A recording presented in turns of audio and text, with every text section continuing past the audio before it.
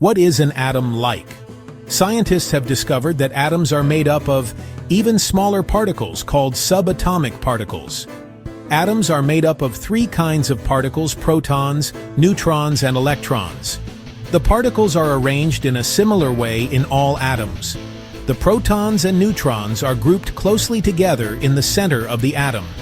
They form the nucleus of the atom. Be careful not to confuse the nucleus of a cell with the nucleus of an atom. The electrons move around the nucleus.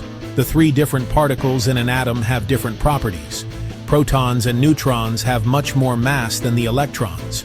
In fact, electrons have almost no mass. Protons and neutrons have the same mass. Protons have a positive electrical charge. Neutrons have no electrical charge.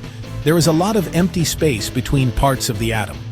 This space really is completely empty. There is nothing in it at all. There is an attraction between the positive and negative charges.